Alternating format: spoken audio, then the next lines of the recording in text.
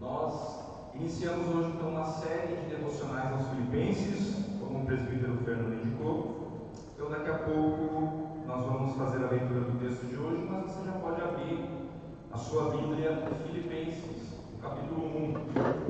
Eu quero incentivá-los, inclusive, a que você leia esta carta por completo, a cada semana. Então são apenas 4 capítulos. Então durante todo esse ano, a cada semana, você dá uma paradinha, lê os 4 capítulos assim numa sentada.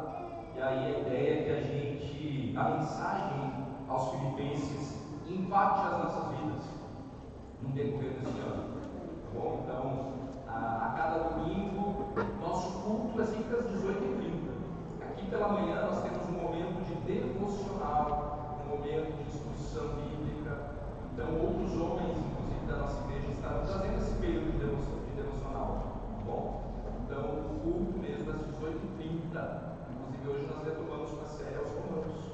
Então, venha, participe aí do nosso culto às 18h30. Pelas manhãs, um período aí mais tranquilo, mas não menos importante. Então, se organize para estar aqui às 9h.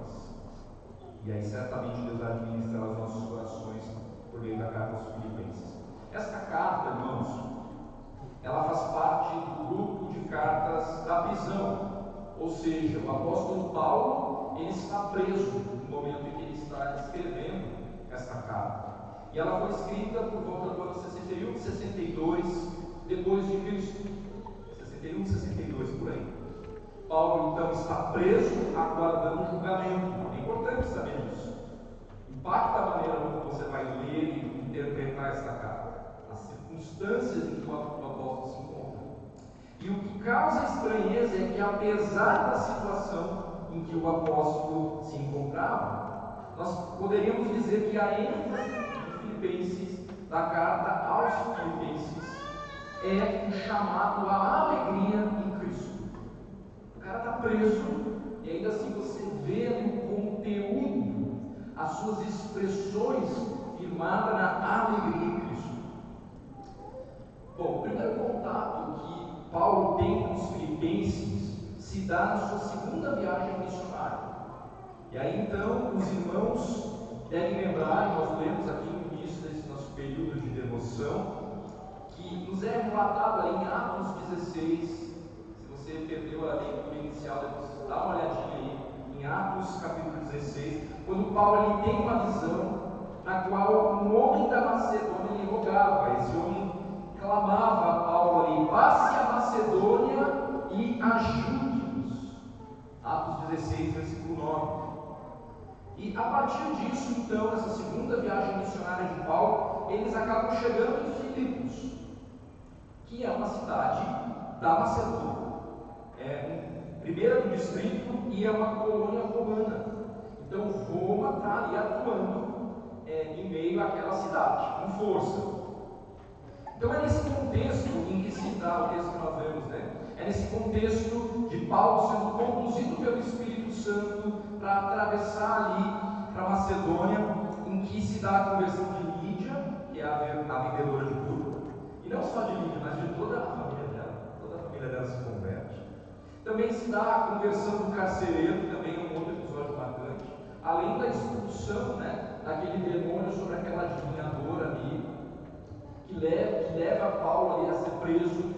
E aí eles estão na prisão, começam a cantar com alegria, presos, e acontece um fenômeno ali, então o carcereiro está prestes a se matar porque pensou que todo mundo fugiu, mas não, nós não fugimos. E aí então eles são impactados de forma sobrenatural, algo que Deus fez e alcançou a vida daquele carcereiro, mas em virtude da fidelidade, da postura de Paulo, certamente. Então, esses escritos aqui em Atos 16, a gente pode afirmar que são os primeiros convertidos aqui dessa região. Então, a igreja de Filipos ela é fundada por volta de 51 depois de Cristo. Então, esse momento da segunda viagem missionária de Paulo é no 51, por aí. Aí, então, cerca de 10 anos depois, Paulo vai se encontrar preso e escrevendo, então, uma carta para esses irmãos, para esta igreja que ele fundou. Então, a título de curiosidade, esta foi a primeira igreja na Europa, porque eles precisam atravessar ali o mar, né, e chegam então na região da Macedônia. Então 10, 11 anos passaram, e então a carta aos Filipenses ela é escrita. Tudo isso tem a ver com a ideia do contexto, né? Para a gente entender o texto, é bom a gente estar atento ao contexto. Há alguns outros textos que nos dão informações a respeito desta igreja, ou da atitude destes irmãos em Cristo, que nós não vamos ler agora, mas você que está anotando pode dar uma olhada aí. 2 aos Coríntios, capítulo 8, versos 1 a 6, a segunda carta aos Coríntios, capítulo 8, e aqui mesmo, no capítulo 4 de Filipenses, nós vamos ver, são textos, na verdade, que nos revelam que os irmãos ali daquela igreja fundada por Paulo, que estes crentes da Macedônia, eles eram cristãos exemplares no que se refere à contribuição financeira, tanto aos obreiros quanto aos necessitados. Esta é aquela igreja que dá suporte para Paulo, né, em contexto em que outras deixam de ofertar, né? Então, só para saber um pouquinho do perfil desta igreja. Então, se nós fôssemos fazer um paralelo das emoções aqui, enquanto nós temos a carta aos Coríntios como uma carta mais forte, incisiva, aqui aos Filipenses nós temos, não deixa de ser, uma expressão de amor do apóstolo Paulo para com esta igreja. Embora, é claro, não deixa de existir exortação, que é uma coisa que a gente precisa aprender. Exortação não está separada do amor. Disciplina não está separada do amor. Mas o tom da carta é muito mais amoroso se compararmos com a carta de Paulo aos Coríntios, por exemplo. Então, um dos motivos para a escrita desta carta foi a oferta de amor generosa que Paulo havia recebido dos filipenses, por meio de Epafrodito. Tem alguns personagens aqui que aparecem na carta, e Epafrodito é um deles, e aí então é esse que leva a carta, esse que leva a oferta, e está ali junto com Paulo. Nós vamos ver que Epafrodito vai ficar muito doente durante essa viagem com Paulo ali, quase morrer, mas Deus dá o livramento para esse cara. Então, tudo isso nós vamos descobrir nessa carta, né, que é uma carta, tem uma característica de carta, de dar informações mais pessoal, né? Diferente, por exemplo, de Romanos, que é uma carta, mas tem um tratado teológico nos primeiros 11 versículos, nos primeiros 11 capítulos, né? Então, ok, irmãos, agora que a gente compreendeu um pouquinho do contexto histórico, não dá para falar sobre tudo ao longo dos devocionais, a gente vai acrescentando outras características dessa igreja e tudo mais, e também percebemos, além do contexto, a relação de Paulo com a igreja em Filipos. Nós vamos voltar a nossa atenção para essa saudação inicial e o seu significado para a comunhão do Evangelho. Então, o texto é no capítulo 1 e os versículos são os primeiros 5 versículos. Então, acompanhe a leitura de Filipenses 1, a partir do verso 1, diz assim, até o 5. Paulo e Timóteo, servos de Cristo Jesus, a todos os santos em Cristo Jesus, inclusive bispos e diáconos que vivem em Filipos. Graça e paz a vós outros da parte de Deus, nosso Pai e do Senhor Jesus Cristo. Dou graças a meu Deus por tudo que recordo de vós, fazendo sempre com alegria súplicas por todos vós em todas as minhas orações, pela vossa cooperação no Evangelho, desde o primeiro dia até agora. Note que aqui, como é uma carta, nós temos o remetente e temos os destinatários. Eles são mencionados de imediato, aí já no versículo 1, com uma saudação, que é de praxe também nos escritos das cartas, né, de Paulo. Essa é uma forma usual aí para as cartas do mundo antigo. Se você for pesquisar como eram as cartas do mundo antigo, Paulo está seguindo o mesmo parâmetro, a mesma estrutura do modo como se escrevia qualquer carta. Então ele está seguindo uma estrutura. É interessante perceber isso, que a Bíblia ela não está escrita no vácuo, ela considera inclusive o modo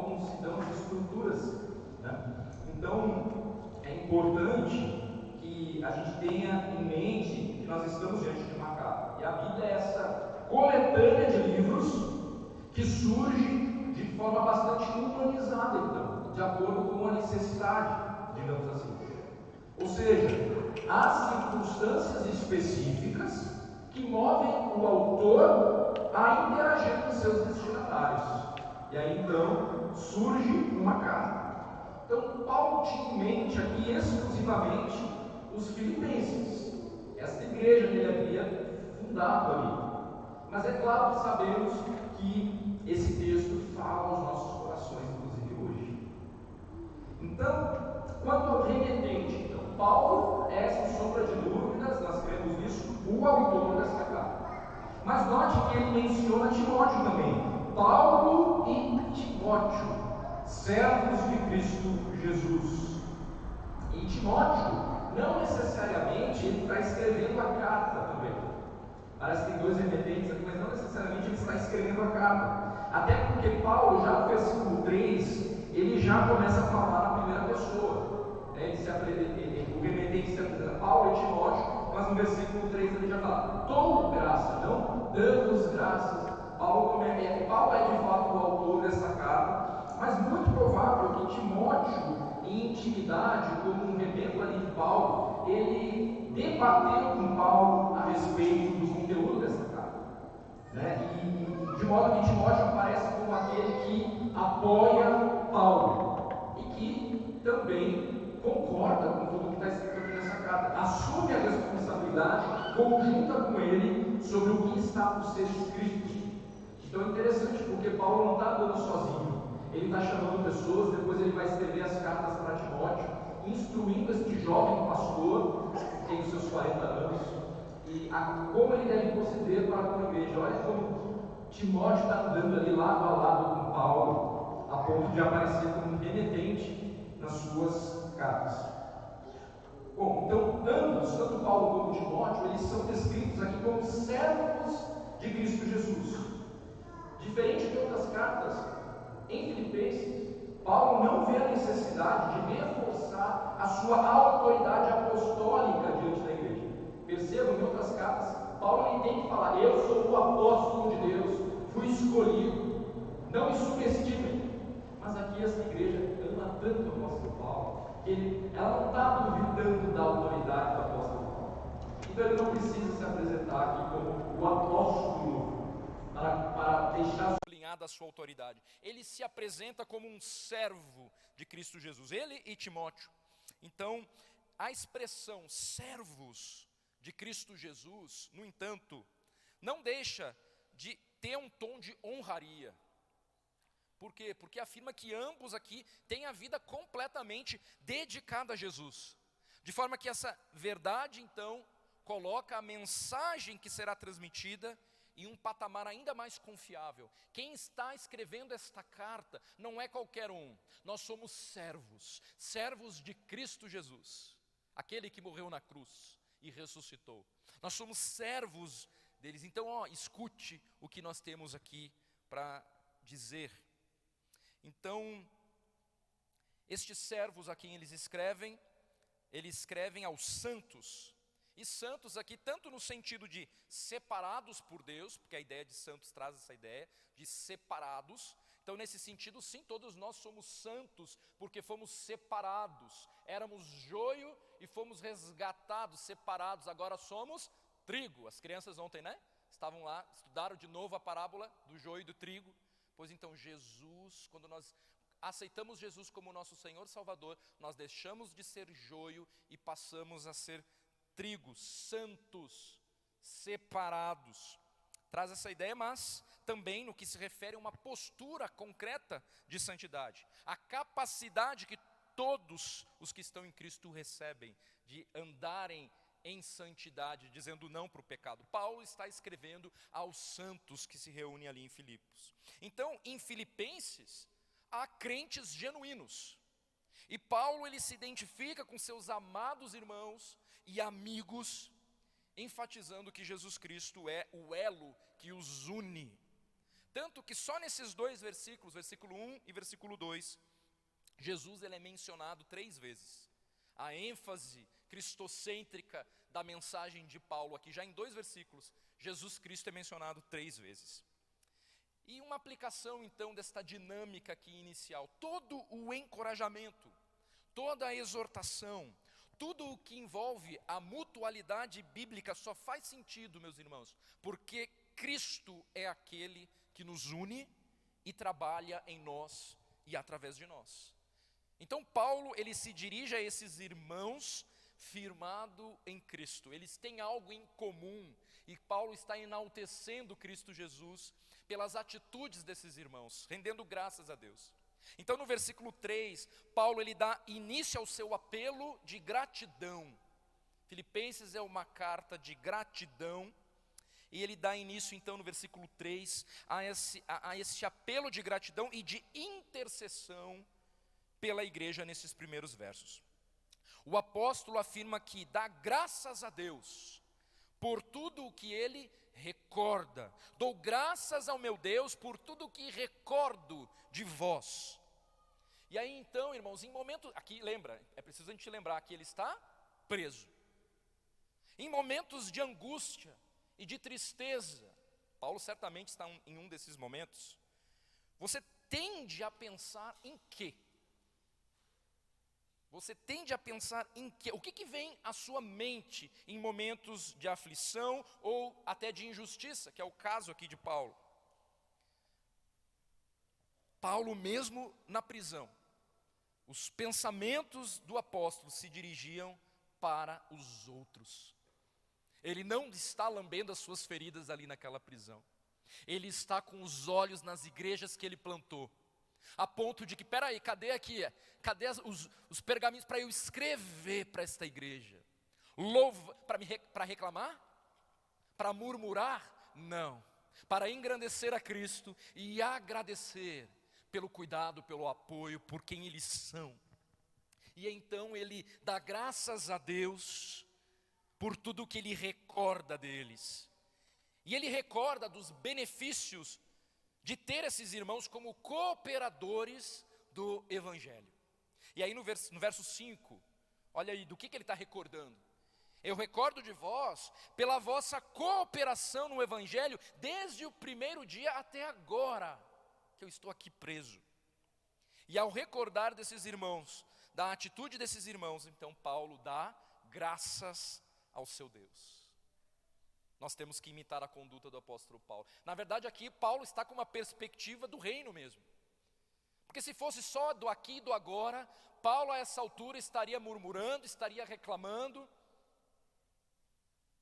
estaria ali naquela prisão com uma postura, talvez olhando para a parede, ao invés de estar evangelizando, ministrando o evangelho para guardas, para todo mundo, e ainda assim buscando encorajar e edificar a igreja do Senhor Jesus Cristo.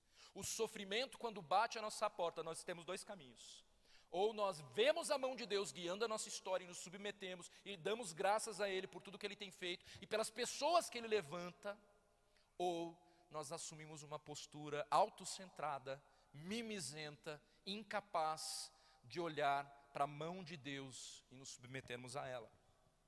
Então, Paulo dá graças, e aqui então nós vemos que a alegria de Paulo, ela não está fundamentada nas circunstâncias, mas na realidade de que há irmãos comprometidos com o Evangelho. Quando nós recebemos ali em casa, que alegria é hospedar pessoas na nossa casa. E nós ali temos oportunidades, de receber os preletores, os missionários. E irmãos, nós saímos tão encorajados de momentos como esse, de você ver irmãos que estão ali numa outra sintonia de compromisso com o reino. E só de olhar para a vida deles e o que eles estão dispostos a fazer, cooperadores do Evangelho que enchem a gente de ânimo. Eu e você precisamos ser assim. Não precisa se tornar um missionário de carreira para ser esse instrumento de que quando alguém olha fala, que bom que eu não estou sozinho. Esse irmão está com a mesma fé, com a mesma força. Que alegria. Então a comunhão deles no Evangelho não era apenas financeira, mas também espiritual. Evidenciando que eles estavam unidos no mesmo propósito de glorificar Cristo. E a palavra traduzida aqui para cooperação, no versículo 5, em grego é koinonia. E essa palavra carrega o significado de parceria, e mais bonito ainda, de comunhão. Esta palavra vem de um verbo que significa ter em comum. Então, embora Paulo possivelmente ele esteja se referindo aqui à oferta em dinheiro que ele recebeu desses irmãos desde o início, é certo então que essa expressão ela serve também como um indicativo de que a cooperação daqueles irmãos ia muito além da generosidade. Ou seja, a oferta aqui de dinheiro que Paulo precisava de fato e a igreja deu, é apenas um símbolo de uma preocupação muito mais profunda pela propagação do Evangelho. É aqui uma igreja saudável, provavelmente temos aqui, diante dos nossos olhos. Aqueles irmãos em Filipos, então, eles sabiam muito bem quem Paulo era e sabiam a quem ele servia.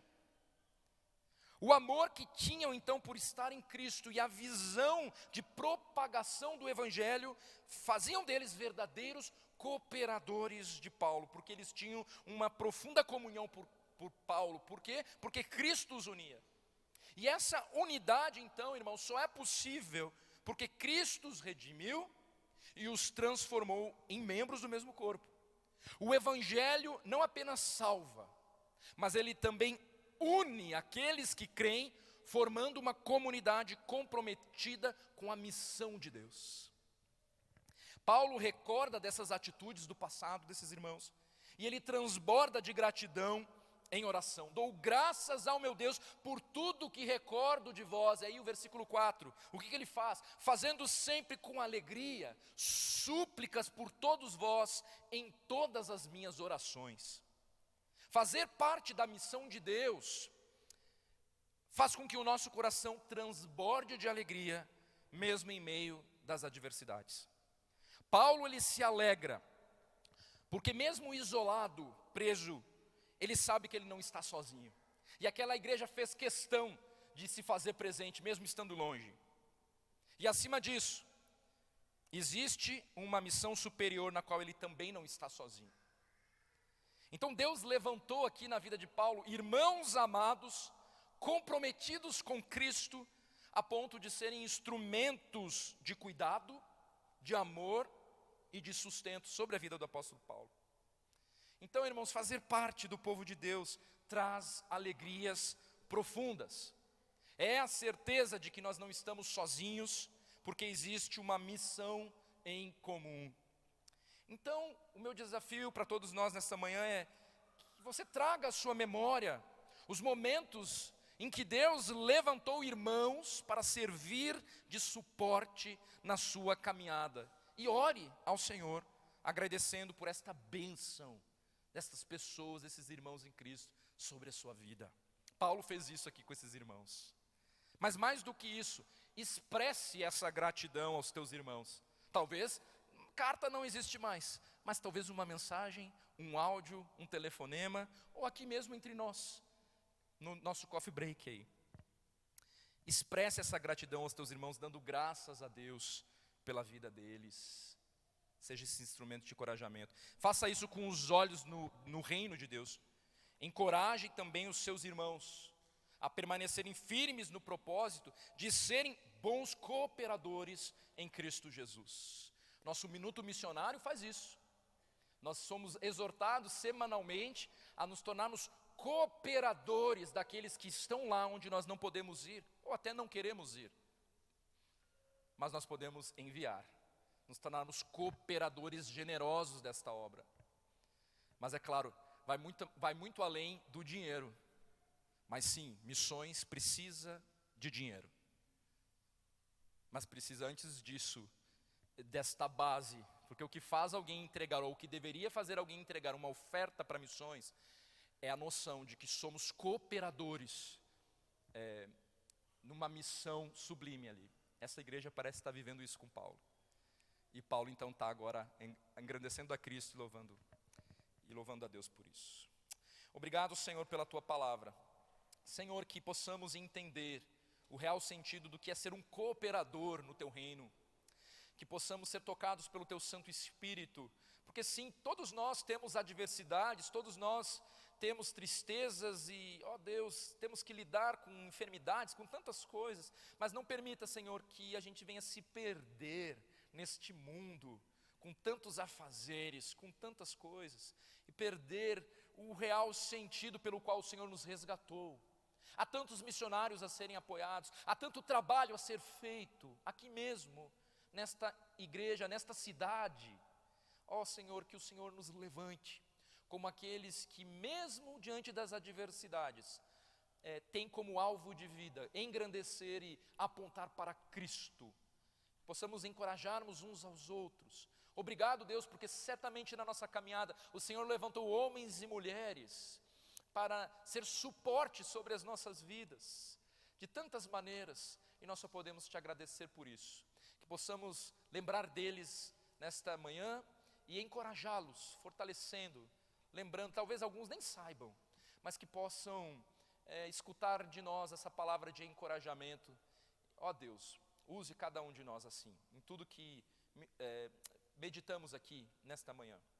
Assim oramos pelo nome santo de Jesus. Amém e amém.